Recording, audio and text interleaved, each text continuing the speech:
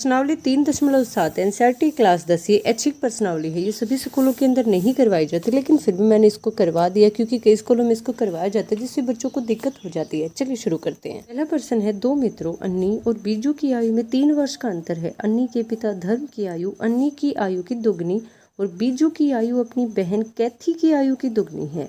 कैथी और धर्म की आयु का अंतर 30 वर्ष है। अन्नी और बीजू की आयु ज्ञात कीजिए। अब हम अन्नी की आयु को ए मान लेते हैं और बीजू की आयु को बी मान लेते हैं, तो उनके बीच का अंतर है 3 वर्ष। जब अंतर करना होता है तो हम घटा देते हैं, ये हमारी समीकरण आ जाएगी। अब हमें ये तो नहीं पता ना कि अन्नी बड़ा है या बीजू, तो यहाँ पे 2 आंसर आएंगे।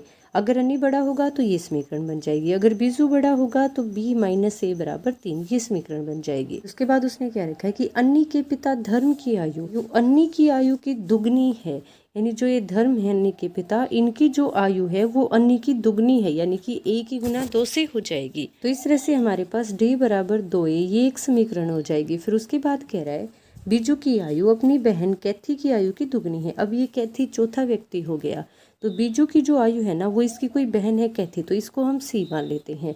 अपनी बहन की आयु का दुगना है तो b बराबर 2c। अब इन समीकरणों का हल करके हम सभी की आयु निकाल लेते हैं। अगर मैं इस इक्वेशन को भी a माइनस b में बदल दूँ तो ये सोल्व हो सकती है। मेरे पास d की वैल्यू है 2a के इक्वल, यहाँ पे आ जाएगा हमारे पास 2a माइनस c की वैल्यू क्या है, हम c की वैल्यू निकाल लेंगे b की फॉर्म में। ये 2 इस तरफ आकर डिवाइड में हो जाएगा, तो c की जगह पे हम रख सकते हैं b/2 इज इक्वल टू 30। ये हमारी इक्वेशन आ गई। एक इक्वेशन हमारे पास है a minus b is equal to 3, इसको भी हम यहाँ पे नीचे रख लेंगे इस तरह से। अब हमें क्या करना है, एक जैसा बनाना है, या तो a को या फिर b को, तो हम इसकी मल्टीप्लाई 2 से कर देंगे, हम इसकी भी मल्टीप्लाई 2 से कर देंगे और यहाँ पे आ जाएगा हमारे पास 6। इसको सोल्व करने के लिए निशान बदलने पड़ेंगे, ये माइनस का हो जाएगा, ये प्लस का हो जाएगा, ये माइनस का हो जाएगा, ये तो पूरा कैंसिल आउट ही हो गया। यहाँ पे हमारे पास प्लस का 2 भी है, उसमें से हमें माइनस करना है b/2। हम इसको एक बार सोल्व कर लेते हैं।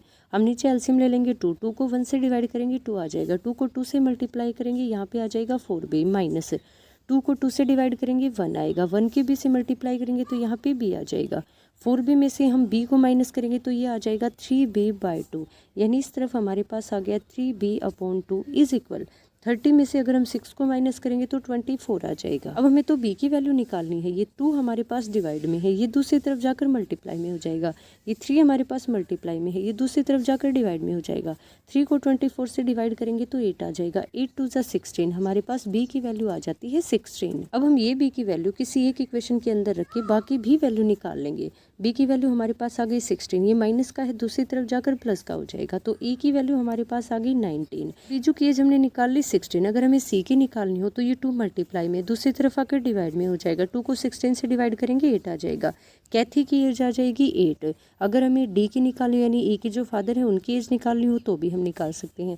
हमारे पास c की एज आ गई 8, ये माइनस का है, दूसरी तरफ जाकर प्लस का हो जाएगा, तो एन के फादर की एज आ जाएगी 38। इस तरह से हम सभी की एज निकाल सकते हैं। अब हम बात करें दूसरी सिचुएशन की, तो यहाँ पे हमारे पास हो जाएगा b minus a is equal to 3। आपको लास्ट में आंसर के अंदर 2 आंसर दिए हुए मिलेंगे, तो उसका यही रीजन है। एक बार हम b को बड़ा मानेंगे, एक बार a को बड़ा मानेंगे, यहाँ पे हमारी इक्वेशन वही हो जाएगी। d की जगह पे हम रख देंगे 2a माइनस ऐसे कैसा, c की जगह पे हम रख देंगे b/2 इज इक्वल टू 30 हो जाएगा। फिर ये वाली इक्वेशन यहाँ पे हम अब की बार b minus a is equal to 3 रखेंगे, यानी a हमारे पास माइनस का है और b हमारे पास प्लस का है इज इक्वल टू 3। अब हम फिर से वही करेंगे, इसकी मल्टीप्लाई 2 से कर देंगे, यहाँ पे आ जाएगा 6। अब हमें निशान बदलने की जरूरत नहीं, क्योंकि ये प्लस का है ये माइनस का, ये वैसे ही कट जाएंगे। ये प्लस का 2 भी है, ये माइनस का b/2 है, ये सोल्व होने के बाद वही बिल्कुल सेम 3b/2 आ जाएगा इज इक्वल।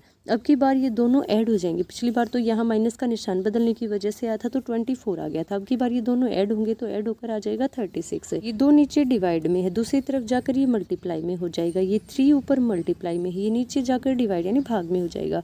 हम 3 को 36 से डिवाइड करेंगे, ये आ जाएगा हमारे पास 12, 12 दूनी 24, 24 आ जाएगा हमारे पास b की वैल्यू। तो अब हम b की जगह पे रख देंगे 24 minus a is equal to 3। यहाँ पे हमें a की वैल्यू निकालनी है ना, इसको हम दूसरी तरफ ले जाएंगे, ये हो जाएगा प्लस का a, इस 3 को हम इस तरफ ले आएंगे, तो 24 में से 3 को माइनस किया, ये आ गया 21। a की उम्र हो जाएगी 21 साल। अब ये a की उम्र हम बाकी इक्वेशन के अंदर रखी, इसको भी सोल्व कर लेंगे। अगर हम उसके पिता की एज पूछे तो a की हमारे पास आई है 21 21 साल, 21 दूनी 42, अब की बार उसके फादर की एज हो जाएगी 42। ऐसे ही सेम हम यहाँ पे करेंगे। अगर हमें सी की वैल्यू निकालनी है तो बी की वैल्यू हमारे पास आई है 24, ये 2 इस तरफ आकर डिवाइड में हो जाएगा। सी की वैल्यू अब की बार आ जाएगी हमारे पास 12 ईयर। तो दो सिचुएशन के अंदर अलग अलग आंसर आएंगे। दूसरा प्रश्न है, एक मित्र दूसरे से कहता है कि यदि मुझे 100 रुपये दे दो तो मैं तुमसे 2 गुना ज़्यादा धनी हो जाऊंगा। दूसरा दोस्त कहता है यदि आप मुझे 10 रुपये दे दो तो मैं आपसे 6 गुना धनी बन जाऊंगा। बताइए उनकी क्रमशः क्या संपत्ति है। अब यहाँ पे दो दोस्त हैं, एक के पास हम मान लेते हैं कि संपत्ति x है, दूसरे के पास हम मान लेते हैं संपत्ति y है। अब पहला दोस्त दूसरे दोस्त को कहता है कि अगर तुम मुझे 100 रुपये दे दो तो मैं तुमसे 2 गुना ज़्यादा अमीर बन जाऊंगा। जैसे मान लीजिए एक के पास 100 रुपये हैं, दूसरे के पास 150 रुपये हैं। अब ये इससे कहे कि तुम मुझे 10 रुपये दे दो, तो वो 10 रुपये जब ये इसको देगा ना तो इसके पास तो 10 रुपये कम हो जाएंगे, 140 रुपये बच जाएंगे, और इसके पास 10 रुपये बढ़ जाएंगे, यानी कि 110 रुपये हो जाएंगे। अब वो कह रहा है कि तुम मुझे 100 रुपये दे दो, तो अगर ये 100 रुपये इसको दे देगा तो इसके पास तो माइनस हो जाएंगे और इसके पास प्लस हो जाएंगे। अब ये इससे 2 गुना ज़्यादा अमीर बन जाएगा, तो जिसको पैसे देंगे वो अमीर बनेगा। तो हम जो दूसरा दोस्त है उसकी संपत्ति की गुना 2 से कर देंगे, 2 गुना यानी कि 2 से गुना। तो इस तरह से हम इसको समीकरण बना लेंगे। बागी 100 जमा x ऐसे कैसा, 2 की गुना y से होकर 2y हो जाएगा, 2 की गुना 100 से होकर ये बन जाएगा माइनस का 200। फिर हम इसके निशान बदल लेंगे, जब एक तरफ से दूसरी तरफ आएगा, ये माइनस का, ये प्लस का, ये x ऐसे का ऐसा, माइनस का 2y हो गया, ये प्लस का 200 है, इस तरफ ये प्लस का 100 है, ये बन जाएगा प्लस का 300। इसको हम दूसरी तरफ ले जाकर माइनस का 300 भी बना सकते हैं। ये हमारी पहली समीकरण आ गई। उसके बाद दूसरी स्थिति में कह रहा है कि यदि तुम मुझे 10 रुपये दे दो तो मैं तुमसे 6 गुना अमीर हो जाऊंगा। अब की बार दूसरा दोस्त कहता है, तो एक के पास x रुपये थे, दूसरे के पास y थे। अब की बार ये वाला दोस्त इसको कह रहा है कि तुम मुझे 10 रुपये दे दो, तो इसके अंदर से 10 माइनस हो जाएंगे और इसके अंदर 10 जुड़ जाएंगे। ये दोस्त 6 गुना अमीर हो जाएगा, किससे, दूसरे दोस्त से। तो इसकी गुना 6 से हो जाएगी, बराबर में रख देंगे हम। 6 की गुना x से की तो 6x बन गया, 6 की गुना 10 से की तो माइनस का 60 बन गया। यहाँ पे है y जमा 10।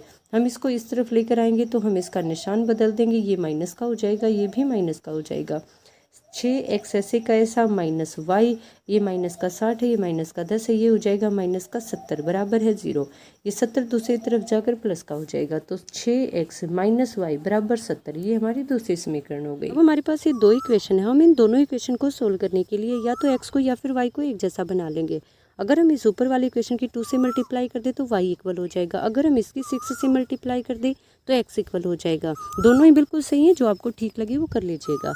यहाँ पे अगर मैं इसकी मल्टीप्लाई 2 से कर दूँ तो 6 की 2 से मल्टीप्लाई की, ये बन गया हमारे पास 12, यहाँ पे आ जाएगा 2y। 70 की 2 से मल्टीप्लाई करेंगे तो यहाँ पे आ जाएगा 140। अब हम निशान बदल देंगे, ये आ जाएगा माइनस का, ये आ जाएगा प्लस का, ये आ जाएगा प्लस का, ये दोनों एक जैसे ही कैंसिल आउट हो गए, एक प्लस का है एक माइनस का है। 12x में से हम x को माइनस करेंगे, यहाँ पे 11x आ जाएगा इज इक्वल टू, जब हम 140 में 300 को प्लस करेंगे तो यहाँ पे हमारे पास आ जाएगा 440। ये जब 11 डिवाइड में जाएगा ना दूसरी तरफ, तो ये इससे डिवाइड होकर 40 आ जाएगा, यानी हमारे पास x की वैल्यू आ गई 40। अब ये x की वैल्यू हम किसी एक जगह पे रख के y की वैल्यू भी निकाल देंगे। जब ये 40 दूसरी तरफ जाएगा ना तो ये माइनस का हो जाएगा, minus 2y is equal to, जब हम 300 और 40 को ऐड करेंगे तो ये आ जाएगा माइनस 340, माइनस से माइनस कैंसिल आउट हो गया, 2 डिवाइड में आ जाएगा, 2 को 340 से डिवाइड करेंगे तो 170 आ जाएगा। इस तरह से हमारे पास x की वैल्यू तो आ गई 40 और y की वैल्यू आ गई 170।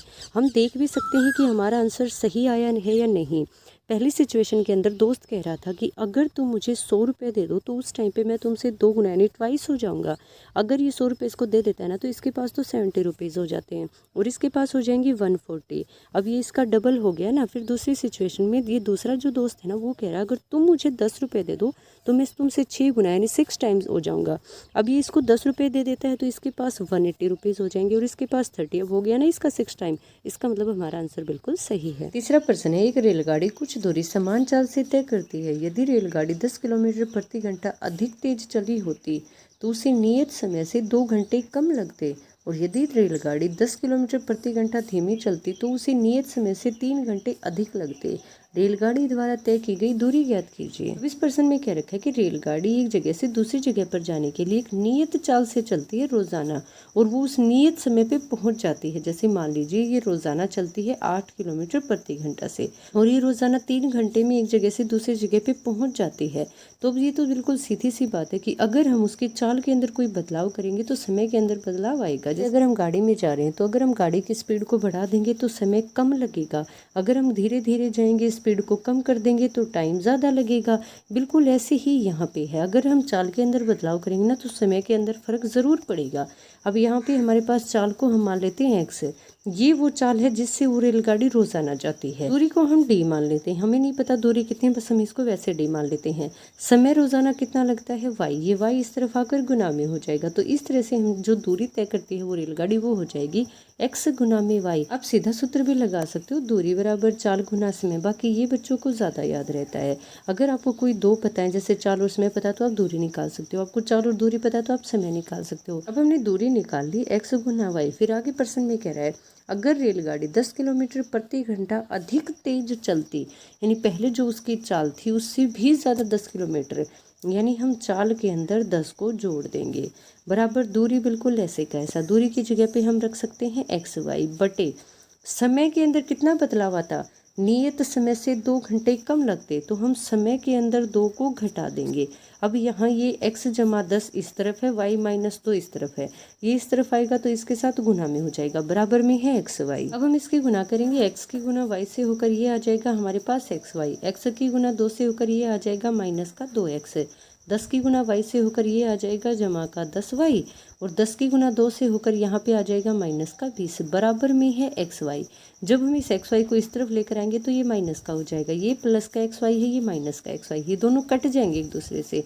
यहाँ पे हमारी समीकरण बन जाएगी माइनस का 2x प्लस का 10y और माइनस का 20 बराबर में 0। आप इस 20 को दूसरी तरफ भी ले जा सकते हो। अब ऐसे ही हम दूसरे समीकरण बना लेंगे। दूसरी स्थिति में कह रहा है कि यदि रेलगाड़ी 10 किलोमीटर प्रति घंटा धीमी चलती, तो धीमी चलेगी तो जो उसकी पहले की चाल थी उसके अंदर से कम हो जाएगा।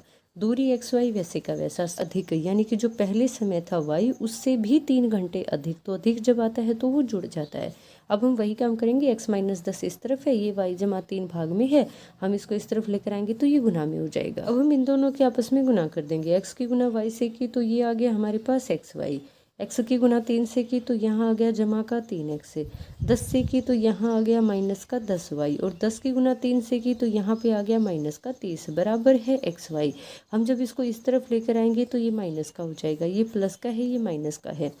3x माइनस 10y माइनस 30 बराबर 0, ये हमारी दूसरी समीकरण हो गई। अब हम इन दोनों समीकरणों को हल करके x और y का मान निकाल लेंगे, वो आ जाएंगे हमारे पास चाल और समय। अब हमें दूरी निकालनी है, रेलगाड़ी द्वारा तय की गई दूरी ज्ञात कीजिए। तो दूरी क्या है, चाल गुना समय। जो भी हमारे पास x और y का मान आएगा हम उन दोनों के आपस में गुना करके दूरी भी निकाल देंगे। अब हम इसको सोल्व करेंगे तो हमें निशान बदलने की जरूरत पड़ेगी, क्योंकि ये दोनों माइनस के हैं। हम निशान बदल देंगे, यहाँ माइनस आ जाएगा, यहाँ प्लस आ जाएगा, यहाँ भी प्लस आ जाएगा, ये पूरा कैंसिल हो जाएगा। 3x में से 2x को माइनस किया, ये आ गया हमारे पास 1x। 30 में 20 को ऐड किया तो यहाँ पे आ गया 50। अब हम x की वैल्यू किसी एक इक्वेशन के अंदर रख के y की वैल्यू भी निकाल देंगे। यहाँ पे हम रखेंगे 50, 50 की 2 से मल्टीप्लाई की तो यहाँ आ गया 100। ये 100 जब दूसरी तरफ जाएगा तो माइनस का हो जाएगा, हमारे पास इस तरफ बच जाएगा माइनस 10y, दूसरी तरफ हमारे पास माइनस 100 और माइनस 20 है, दोनों आपस में ऐड होकर माइनस 120 बना देंगे। माइनस से माइनस कैंसिल आउट, ये 10 दूसरी तरफ जाएगा तो डिवाइड में हो जाएगा, 0 से 0 कैंसिल हो गई। अब हमारे पास डिस्टेंस है स्पीड मल्टीप्लाई में टाइम, यानी दूरी बराबर है समय गुना में चाल। x की वैल्यू हमारे पास है 50, y की वैल्यू हमारे पास 12, हम मल्टीप्लाई कर देंगे तो आ जाएगा 600। चौथा प्रश्न है, एक कक्षा के विद्यार्थियों को पंक्तियों में खड़ा होना है। यदि पंक्ति में 3 विद्यार्थी अधिक होते तो एक पंक्ति कम होती, यदि पंक्ति में 3 विद्यार्थी कम होते तो 2 पंक्तियां अधिक बनती। कक्षा में विद्यार्थियों की संख्या ज्ञात कीजिए। अब इस प्रश्न में क्या रखा है कि एक कक्षा के विद्यार्थियों को पंक्तियों में खड़ा करना है, तो ना तो हमें ये पता कि पंक्ति कितनी है, ना हमें ये पता कि एक पंक्ति के अंदर बच्चे कितने हैं। आपने ध्यान दिया होगा कि जब हम कक्षा के अंदर बैठते थे तो मान लीजिए हमारे पास इस तरह से 3 पंक्ति हैं, एक पंक्ति के अंदर 10 बच्चे हैं, तो मैं आपसे पूछूं कि कक्षा के अंदर कुल बच्चे कितने हैं। आप क्या करोगे, एक पंक्ति के अंदर जितने बच्चे हैं उसकी गुना आप जितनी भी पंक्तियां हैं ना उससे कर दोगे। इस तरह से आप बता सकते हो कि 30 बच्चे हैं। बिल्कुल ऐसे ही यहाँ पर हम कह सकते हैं कि हमारे पास कुल विद्यार्थी होंगे पंक्तियों की संख्या की गुना अगर हम प्रत्येक पंक्ति में विद्यार्थियों से कर दे तो हमारे पास कुल विद्यार्थी आ जाएंगे। अगर हम पंक्तियों की संख्या को x मान ले और एक पंक्ति के अंदर कितने विद्यार्थी हैं उसको y मान ले, तो मेरे पास कक्षा में कुल विद्यार्थी हो जाएंगे x गुना y। तो कुल विद्यार्थी तो बदलेंगे नहीं, मैं आपको कह रही हूँ कि मेरे पास 20 बच्चे हैं, अब इनको किसी भी तरह से लाइनों के अंदर बिठा दीजिए। तो आप एक काम कर सकते हैं, आप 5 लाइनें बना देंगे और हर लाइन के अंदर 4-4 बच्चों को बिठा देंगे, तो भी हमारे पास 20 बच्चे आसानी से आ जाएंगे। आप दूसरे तरीके से बिठा सकते हो, आप 2 लाइनें बनाकर एक लाइन में 10 बच्चों को बिठा दोगे तो भी आ जाएंगे, लेकिन जो 20 टोटल बच्चे हैं वो तो नहीं बदलेंगे ना। तो ऐसा ही यहाँ पे है, कुल विद्यार्थी तो x गुना y ही रहेंगे। अभी आगे कह रहा है अगर हम पंक्ति में 3 विद्यार्थी अधिक बिठा देंगे तो हमारे पास प्रत्येक पंक्ति में जो विद्यार्थी हैं वो क्या है, y। यानी अगर हम y के अंदर 3 को जोड़ दें तो एक पंक्ति कम बनेगी। हम हमारे पास पंक्ति क्या है, x कम बनेगी, तो इसका मतलब घटेगा। एक पंक्ति घट जाएगी, कब घट जाएगी, अगर हम जो हमारे पास एक पंक्ति में विद्यार्थी बैठे हैं उनमें 3 बच्चों को ज़्यादा बिठा देंगे, लेकिन दोनों की गुना तो कुल विद्यार्थी के बराबर ही आएगी। अब हम इससे समीकरण बना लेंगे, x की गुना y से की तो xy आ गया, x की गुना 3 से की तो 3x आ गया, 1 की गुना y से की तो ये माइनस का y आ गया क्योंकि यहाँ पे माइनस है। फिर उसके बाद -1 की गुना 3 से की तो ये आ गया हमारे पास माइनस का 3। इस तरफ xy ऐसे का ऐसा है ही। जब हम इस xy को दूसरी तरफ ले जाएंगे तो ये माइनस का हो जाएगा, ये प्लस का xy, ये माइनस का xy, ये तो कट गया। 3x माइनस वाई माइनस का 3 बराबर में 0, ये 3 दूसरी तरफ चला जाएगा, ये आ जाएगा हमारे पास 3x माइनस वाई बराबर का 3। ये हमारी पहली समीकरण आ गई। उसके बाद दूसरी स्थिति में कह रहा है कि 3 विद्यार्थी कम होते तो विद्यार्थियों की संख्या को हमने माना है y, हम y में से घटा देंगे तो 2 पंक्तियां अधिक होती है, अधिक का मतलब ज़्यादा, यानी हम x के अंदर 2 को जोड़ देंगे। बिल्कुल वही करना है हमें, पंक्तियों के अंदर 2 जोड़ देना है और जो विद्यार्थियों की संख्या है उसमें से हमें 3 घटा देना है। अब फिर से हम इनको गुना करेंगे, x की गुना y से xy हो जाएगा, x की गुना 3 से माइनस का 3x हो जाएगा, 2 की गुना y से ये हमारे पास प्लस का 2y हो जाएगा, 2 की गुना 3 से ये माइनस का 6 हो जाएगा। इस तरफ हमारे पास xy है, जब हम बिल्कुल वैसे ही xy को इस तरफ लेकर आएंगे तो ये माइनस का हो जाएगा, ये प्लस का है, ये पूरे का पूरा कट जाएगा। -3x प्लस का 2y बराबर में 6, ये दूसरी तरफ जाकर प्लस का हो जाएगा। ये हमारी दूसरी समीकरण हो गई। अब हम दोनों समीकरणों को हल करके x और y का मान निकाल लेंगे। फिर उसके बाद हमें कुल विद्यार्थी निकालने हैं, तो हम x की गुना y से कर देंगे तो हमारे पास कुल विद्यार्थी आ जाएंगे। ये हमारी दोनों इक्वेशन है, यहाँ हमें कुछ भी चेंज करने की जरूरत है क्योंकि एक प्लस का एक माइनस का ही कैंसिल आउट हो जाएगा। 2y में से हम y को माइनस करेंगे तो यहाँ पे y आ जाएगा, 3 में 6 को ऐड किया जाएगा तो ये 9 आ जाएगा। y की वैल्यू हमारे पास आ गई 9। अब हम किसी एक इक्वेशन के अंदर y की जगह पे 9 रख देंगे तो हमारे पास x की वैल्यू भी आ जाएगी। ये 9 दूसरी तरफ जाकर प्लस का हो जाएगा, 3x 9 में 3 को ऐड किया 12 आ गया, ये 3 इस तरफ आकर डिवाइड में हो जाएगा तो x की वैल्यू हमारे पास आ गई 4। पांचवा प्रश्न है, त्रिभुज ABC में कोण C बराबर है कोण B का 3 गुना और कोण A और B को जोड़ने से जो भी आंसर हमारे पास आएगा उसका 2 गुना। त्रिभुज के तीनों कोण ज्ञात कीजिए। अब हमें पता है कि त्रिभुज के तीनों कोणों का योग 180 डिग्री के बराबर होता है। मैं मान लेती हूँ ये A कोण है, ये B कोण है, ये C कोण है, तीनों का जोड़ 180 डिग्री के बराबर होता है। ये हमारे पास एक समीकरण आ गई। अब हम प्रश्न के अंदर जो दे रखा है ना वहां से मान निकाल कर इस समीकरण के अंदर रखेंगे तो हमारे पास ABC तीनों का मान आ जाएगा। हमारे पास है कोण C बराबर 2 A जमा B। अब ये 2 इस तरफ गुना में है, इस तरफ आकर भाग में हो जाएगा तो हम A जमा B की जगह पे रख सकते हैं C/2। बाकी सारी समीकरण को ऐसे कैसा रखिए, सिर्फ A जमा B की जगह पे रख दीजिए आज C/2 जमा का C बराबर में 180। जब हम लघुत्तम लेंगे तो 2 का 2 आ जाएगा, 2 को 2 से भाग देंगे 1 आएगा, 2 की C से गुना करेंगे तो यहाँ पे 1 C आ जाएगा, 2 को 1 से भाग देंगे 2 आएगा, उस 2 की C से गुना करेंगे तो ये बन जाएगा हमारे पास 2C बराबर में 180। ये 2 भाग में है, दूसरी तरफ जाकर गुना में हो जाएगा। C के अंदर C को जोड़ा तो ये आ गया हमारे पास 3C। 180 को 2 से गुना की तो यहाँ पे आ गया हमारे पास 360। अब हमें C का मान निकालना है तो हम 3 को दूसरी तरफ भाग में ले जाएंगे।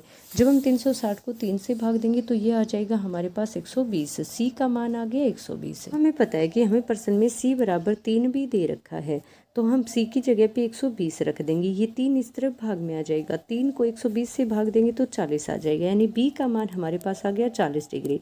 अब हम A का भी निकाल लेंगे। A ऐसे का ऐसा, B का मान हमने निकाल लिया 40 डिग्री, हम रख देंगे। C का मान हमारे पास आ गया 120 डिग्री बराबर है 180। 120 में जब हम 40 को जोड़ेंगे तो ये आ जाएगा 160। ये इस तरफ जमा का है, दूसरी तरफ जाकर घटा का हो जाएगा। A बराबर 180 में से 160 को घटाया तो यहाँ पे हमारे पास A का मान आ गया B। छठा प्रश्न है, समीकरण 5x माइनस वाई बराबर 5 और 3x माइनस वाई बराबर 3 के ग्राफ कीजिए। इन रेखाओं और वाई एक्सिस से बने त्रिभुज के शीर्षों के निर्देशांक ज्ञात कीजिए। इस प्रकार बने त्रिभुज के क्षेत्रफल का परिकलन कीजिए। प्रश्नावली 3.1 और 3.2 में हम किसी रेखा को ग्राफ के ऊपर कैसे दर्शाते हैं वो अच्छे से सीख चुके हैं। हम पहले टेबल बनाएंगे, फिर टेबल बनाकर उन बिंदुओं को ग्राफ के ऊपर दर्शाएंगे, उन सभी बिंदुओं को आपस में मिला देंगे। तो इस तरह से हम रेखा को ग्राफ के ऊपर दर्शा सकते हैं। अलग से वीडियो भी है, आप उसमें देख सकते हैं, लिंक आपको डिस्क्रिप्शन में मिल जाएगा। इसने आगे क्या रखा कि ये दोनों रेखाएं एक दूसरे को जब इस तरह से काटेंगी, एक रेखा ऐसे आएगी और एक रेखा इस तरह से आएगी, तो ये वाई एक्सिस के साथ, ये हमारी वाई एक्सिस है, ये हमारी एक्स एक्सिस है। ये वाई एक्सिस के साथ जो त्रिभुज बनाएंगे उस त्रिभुज के बिंदु बताने हैं, शीर्षों के बिंदु। इसी त्रिभुज के जो तीनों सिरे होते हैं उसी को हम उसका शीर्ष कहते हैं। ये तीनों बिंदु हम बता देंगे। इसी लाइन को ग्राफ के ऊपर शो करने के लिए हम सबसे पहले उसके टेबल बनाते हैं, यानी हम एक्स या वाई को एक तरफ रख के और किसी एक की वैल्यू रखें। जैसे हम एक्स की वैल्यू रख देंगे तो वाई की वैल्यू आ जाएगी, हम वाई की वैल्यू रखेंगे तो एक्स की वैल्यू आ जाएगी। इस तरह से ये हमारी टेबल तैयार हो जाएगी। टेबल तैयार होने के बाद हम इन पॉइंट्स को ग्राफ के ऊपर शो करेंगे। फिर जब हम इन दोनों लाइनों को ग्राफ के ऊपर शो कर देंगे तो इस तरह से हमारे पास ये दोनों लाइनें आ रही हैं। ये हमारा ट्रायंगल है, तो ये इसका वर्टेक्स हो जाएगा, ये भी इसका वर्टेक्स हो जाएगा और ये भी इसका वर्टेक्स हो जाएगा। हम इनके पॉइंट देखकर बता देंगे। ये हमारे पास एक्स एक्सिस के ऊपर है तो इसमें y 0 हो जाएगा और x शो कर रहा है 1, तो ये 1 0 हो जाएगा। यहाँ पे ये y एक्सिस के ऊपर है तो x की वैल्यू 0 होगी और y में शो कर रहा है ये -3। बिल्कुल ऐसे ही सेम यहाँ पे है 0 और -5, ये हमारा आंसर हो जाएगा। तो प्रश्न निम्नलिखित समीकरणों के युग्मों का हल कीजिए। मैंने आपको विलोपन विधि, विस्थापन विधि, वज्र गुणन विधि सारी विधियां सिखा रखी हैं। जो आपको अच्छी और आसान लगे आप वो यहाँ पर लगाकर x और y का मान निकाल दीजिए। नेक्स्ट पार्ट है px + qy = p - q, qx - py = p + q। ये इक्वेशन सोल्व तो पिछले की तरह ही होंगी, लेकिन इसमें थोड़ा सा कॉम्प्लिकेटेड सा है। अब इसके अंदर हम क्या करें कि एक दूसरे से कुछ कट जाए, एक हिस्सा कट जाए।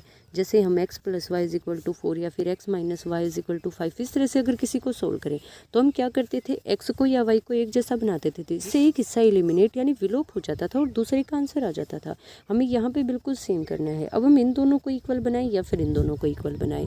अगर मैं ऊपर वाले को p से मल्टीप्लाई कर दूँ और नीचे वाले को q से मल्टीप्लाई कर दूँ तो यहाँ पे हमारा y वाला हिस्सा सेम हो जाएगा। x की p से मल्टीप्लाई होकर ये आ जाएगा हमारे पास p² x, फिर q y की मल्टीप्लाई होकर आ जाएगा यहाँ पे pqy = यहाँ पे p का स्क्वायर हो जाएगा -pq आ जाएगा।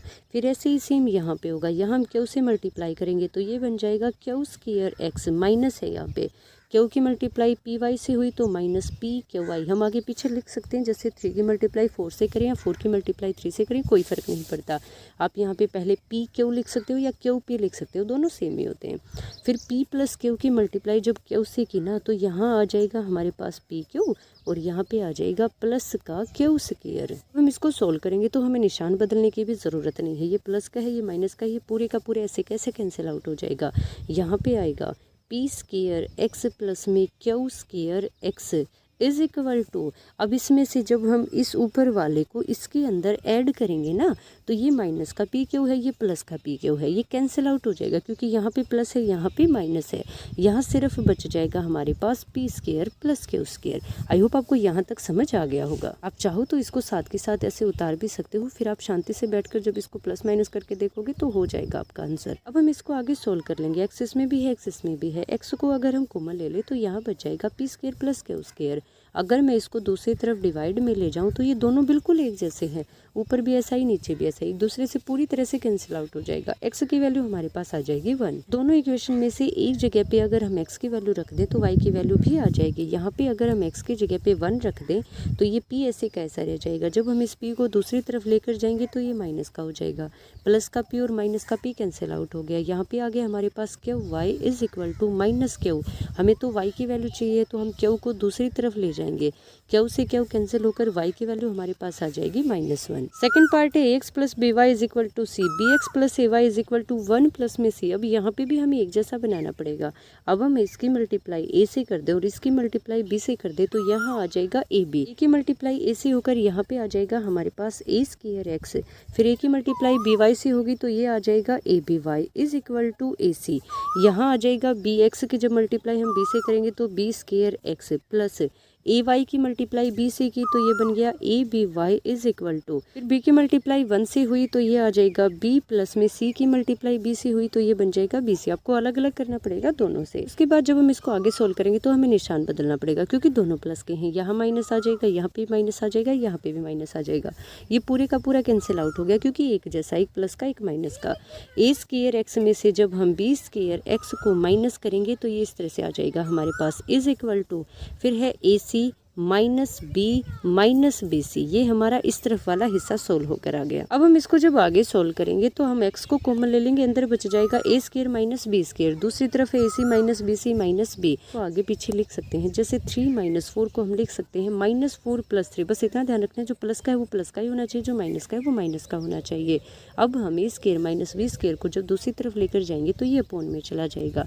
यहाँ पे ए और बी के अंदर, दोनों के अंदर सी कॉमन है तो हम सी बाहर ले लेंगे, अंदर बच जाएगा हमारे पास a माइनस बी। तो इस तरह से ये हमारे पास x की वैल्यू आ जाएगी। अब हम x की वैल्यू को किसी इक्वेशन के अंदर रख के y की वैल्यू भी निकाल देंगे। हमारे पास इक्वेशन है ax + by = c। हम x की जगह पे जो हमारी वैल्यू आई है वो रख देंगे। ये हमारे पास यहाँ पे a आ गया बाहर, फिर जो x है ना, इस x की जगह पे हमने जो हमारी वैल्यू आई थी वो बिल्कुल ऐसे की ऐसे रख दी, प्लस में by = c आ गया। अब हम a की मल्टीप्लाई अंदर कर देंगे तो ये बन जाएगा हमारे पास ac। यहाँ आ गया ac, अंदर a माइनस बी ऐसे का ऐसा है।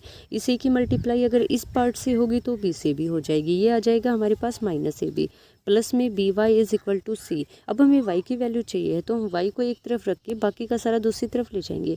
ये जो इतना पार्ट है ना, ये पूरे का पूरा हम ऐसे का ऐसा दूसरी तरफ ले जाएंगे तो ये माइनस में हो जाएगा। इस तरफ हमारे पास बच जाएगा by, c माइनस में, ये पूरे का पूरा हिस्सा इस तरफ ऐसे का ऐसा आ गया और आगे लग गया इसको माइनस से। फिर हम इसको एलसीएम लेकर सोल्व करेंगे। ए स्क्वायर माइनस बी स्क्वायर को जब हम 1 से डिवाइड करेंगे तो ये बिल्कुल ऐसे का ऐसा आ जाएगा।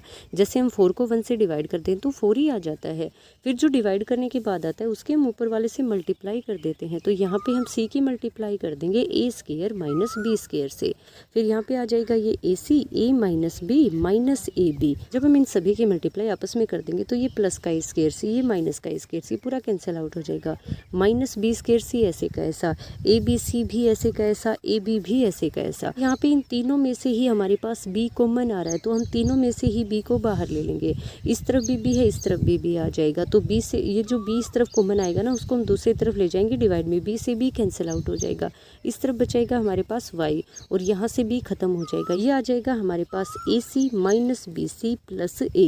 अब हम इस c को कॉमन ले लेंगे, ये बच जाएगा हमारे पास a minus b plus a और अपोन में a square minus b square. ये हमारे पास आ जाएगी y की वैल्यू। थर्ड पार्ट है x minus a minus y by b is equal to 0। Second equation है ax plus b Y is equal to a square plus B square. हम इसको अलग अलग तरीके से कर सकते हैं। आप चाहो तो आप एलिमिनेशन मेथड यानी विलोपन विधि भी लगा सकते हो, आप सब्स्टिट्यूशन यानी विस्थापन भी लगा सकते हो।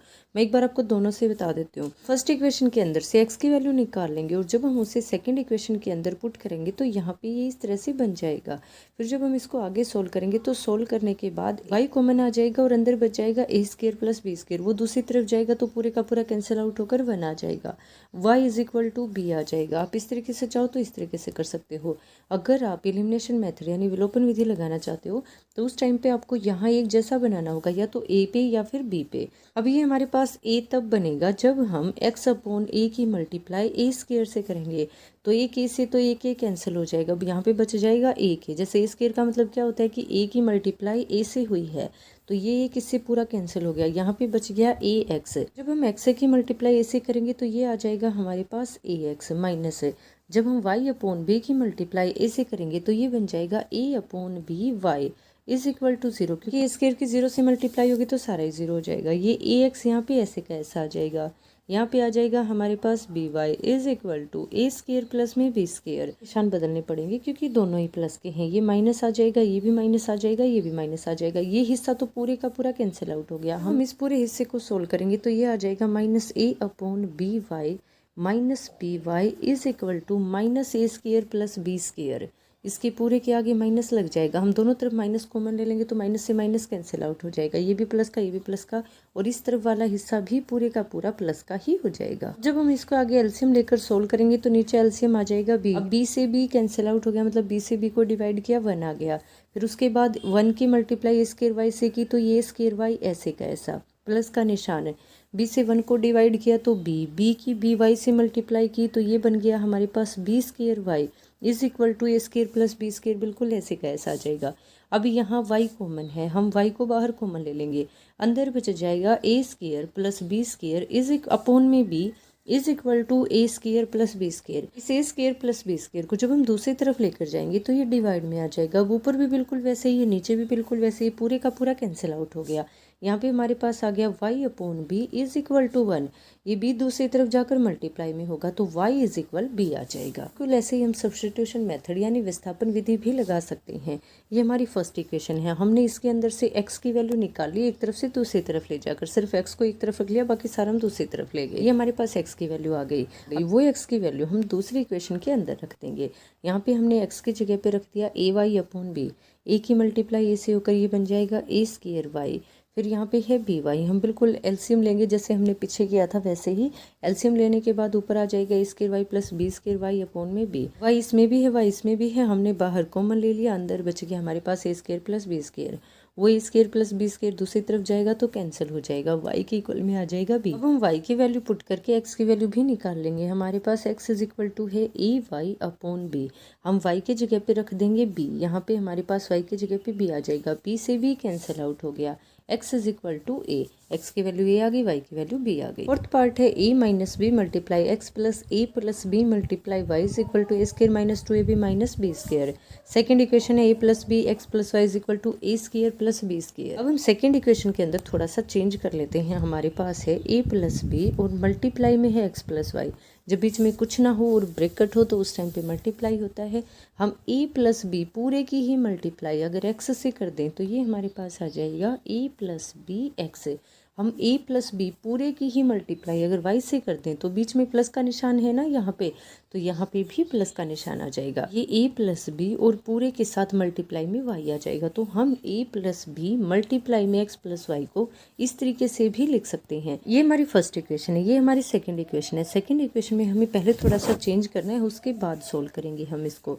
जब हमने इनको इस तरह से रखा तो हमने देखा कि ये तो अलग अलग है, कटेगा नहीं, लेकिन ये दोनों बिल्कुल सेम टू सेम है। अब निशान दोनों के अंदर प्लस के हैं तो हमें निशान बदलने पड़ेंगे, ये माइनस का हो जाएगा, ये भी माइनस का और ये भी माइनस का। अब एक प्लस का और एक माइनस का ये पूरा कैंसिल आउट हो जाएगा। यहाँ पे हम इसको पहले लिख देंगे, बीच में माइनस का निशान है तो हम यहाँ पे माइनस लगा देंगे।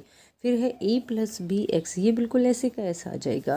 फिर उसके बाद ये ऊपर है तो ये यहाँ पे बिल्कुल यूं का यूं आ जाएगा। बीच में माइनस का निशान है ना, तो जब माइनस का निशान बाहर होता है तो अंदर वालों के सभी के निशान बदल जाते हैं।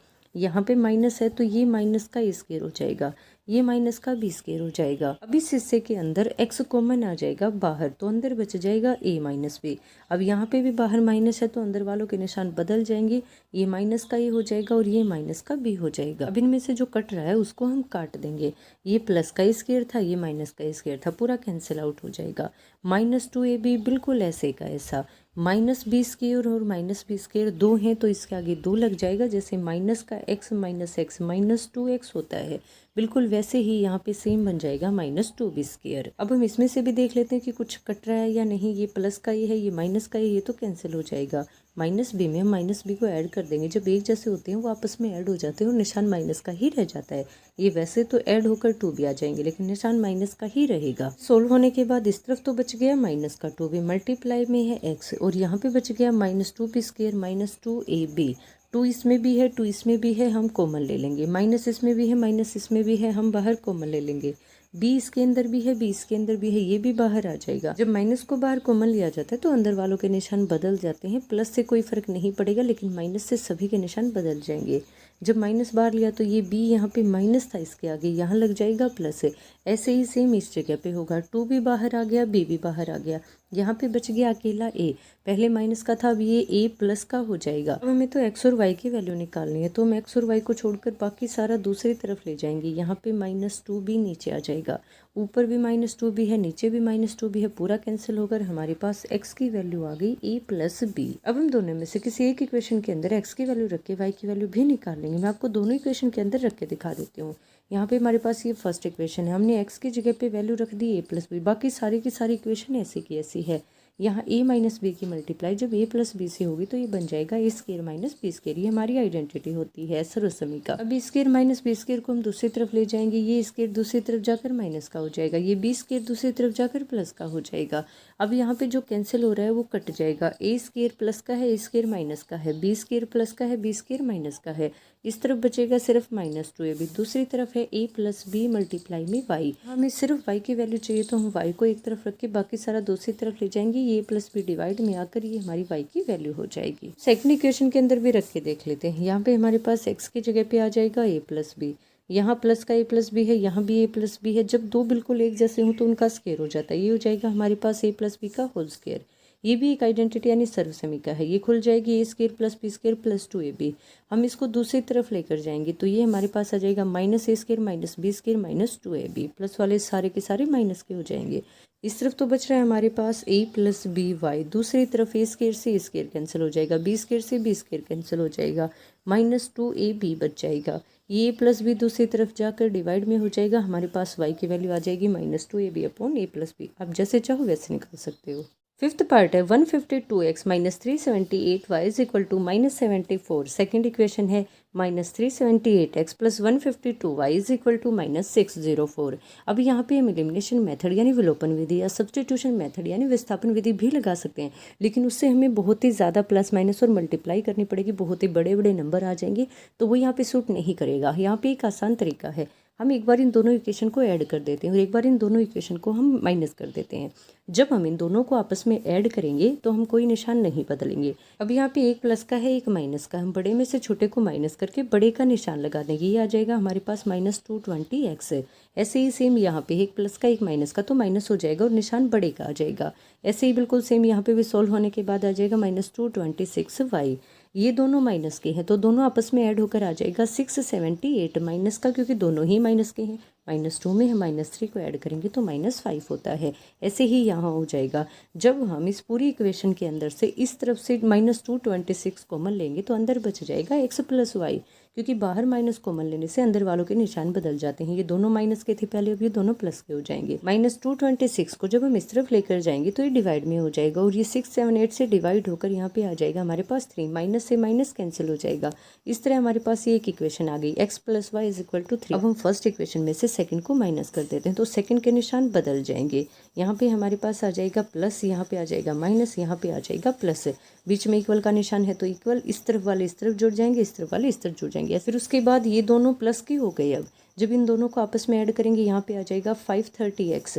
अब ये भी माइनस का ये भी माइनस का एक जैसे हमेशा ऐड होते हैं, ये भी दोनों ऐड हो जाएंगे लेकिन निशान बड़े का रहेगा। निशान माइनस का आ जाएगा -530y। यहाँ एक प्लस का एक माइनस का, जब हम 604 में से 74 को माइनस करेंगे तो ये हमारे पास आ जाएगा 530 ही। 530 दोनों में से कॉमन लेकर दूसरी तरफ ले जाएंगे तो ये कैंसिल आउट हो जाएगा। 530 से 530 कैंसिल होकर हमारे पास दूसरी इक्वेशन आ गई x minus y is equal to 1। अब हम इन दोनों इक्वेशन को सोल्व करेंगे तो हमें निशान बदलने की जरूरत नहीं है, क्योंकि एक प्लस का है एक माइनस का है। x में x को ऐड किया 2x हो गया, 3 में 1 को ऐड किया 4 हो गया, ये 2 दूसरी तरफ जाकर डिवाइड में हो जाएगा। हमारे पास x की वैल्यू आ जाएगी 2। अब ये x की वैल्यू हम किसी एक इक्वेशन के अंदर रख के y की वैल्यू भी निकाल लेंगे, ये दूसरी तरफ जाकर माइनस का हो जाएगा। -1 इज इक्वल टू 2 में 1 को माइनस किया तो ये -1 आ गया, माइनस से माइनस कैंसिल, y की वैल्यू हमारे पास 1 आ गई। 8वां प्रश्न है ABCD एक चक्रीय चतुर्भुज है, इस चक्रीय चतुर्भुज के कोण ज्ञात कीजिए। चक्रीय चतुर्भुज क्या होता है? वो चतुर्भुज जिसके चारों के चारों शीर्ष किसी वृत्त की परिधि के ऊपर हों। ये हमारे पास एक वृत्त है, ये इसकी परिधि है। तो अगर इसके अंदर कोई चतुर्भुज है जिसके चारों शीर्ष इसकी परिधि के ऊपर होंगे तो हम इसे चक्रीय चतुर्भुज कहेंगे।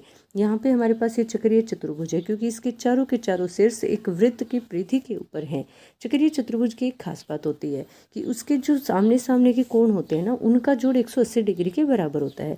यानी कोण ए के अंदर जब हम कोण सी को जोड़ेंगे तो दोनों का जोड़ 180 डिग्री के बराबर आएगा।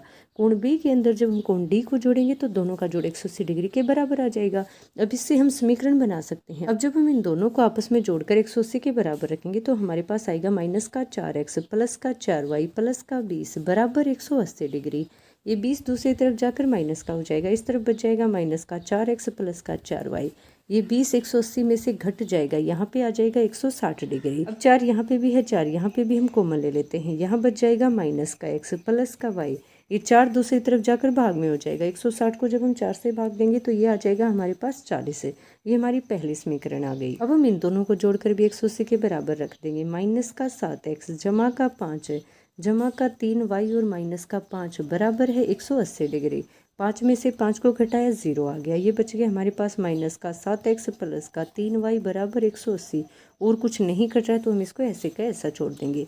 ये हमारे पास आ गई दूसरी समीकरण। अब हम इन दोनों समीकरणों को हल करके x और y का मान निकाल लेंगे और वो x और y का मान हम इन चारों के चारों कोणों के अंदर रख के सभी के सभी कोण निकाल लेंगे। अब हम x या y को एक जैसा बना लेंगे तो यहाँ हम इसकी मल्टीप्लाई अगर 3 से कर दें तो ये आ जाएगा 3x, ये भी आ जाएगा 3y और ये आ जाएगा हमारे पास 120। अब ये दोनों एक जैसे हो गए तो हमें निशान बदलने की ज़रूरत पड़ेगी। हम यहाँ पे माइनस लगा देंगे, यहाँ पे प्लस लगा देंगे और यहाँ पे माइनस लगा देंगे। ये पूरा का पूरा कैंसिल आउट हो गया। जब हम -3 में से प्लस का 3 माइनस करेंगे तो ये आ जाएगा हमारे पास माइनस का 4x। जब हम 180 में से 120 को माइनस करेंगे तो ये आ जाएगा 60। जब हम -4 को दूसरी तरफ लेकर जाएंगे तो ये डिवाइड में हो जाएगा। x की वैल्यू हमारे पास आ जाएगी -15। अब ये x की वैल्यू हम किसी इक्वेशन के अंदर रख के y की वैल्यू भी निकाल लेंगे। हमारे पास इक्वेशन है -x + y = 40। हम x की जगह पे रख देंगे यहाँ -15। माइनस माइनस ये हो जाएगा प्लस। जब ये दूसरी तरफ जाएगा तो माइनस का हो जाएगा। y की वैल्यू हमारे पास आ जाएगी 25। अब हम x और y की वैल्यू यहाँ पे रख के चारों के चारों एंगल निकाल देंगे। ये हमारे पास है -4x। हम x की जगह पे रखेंगे -15। 15 को 4 से मल्टीप्लाई किया, यहाँ पे हमारे पास आ गया 60 और माइनस माइनस प्लस हो जाएगा। तो इस तरह से हमारा जो सी एंगल है वो है 60। अब हम बी एंगल निकालते हैं। बी एंगल हमारे पास है 3y - 5। y की वैल्यू हमारे पास है 25। 25 को 3 से मल्टीप्लाई किया तो 75 आ गया। 75 में से 5 को माइनस किया 70 आ गया। एंगल बी हमारे पास हो गया 70। यहाँ पे हमारे पास है 4y + 20। हम y की जगह पे रखेंगे 25। 25 को 4 से मल्टीप्लाई किया तो 100 आ गया। 100 में 20 को ऐड किया तो 120 आ गया। यानी हमारा एंगल ये आ गया 120। अब निकाल लेंगे -7x + 5। हम x की जगह पे रख देंगे -15। माइनस माइनस प्लस हो जाएगा। 15 की 7 से मल्टीप्लाई की तो ये 105 आ गया। 105 में हमने 5 को ऐड किया तो 110। ये हमारे चारों एंगल हो गए। आप चेक भी कर सकते हो। इन दोनों का सम 180 के इक्वल है और इन दोनों का सम 180 के इक्वल है। Thank you very much.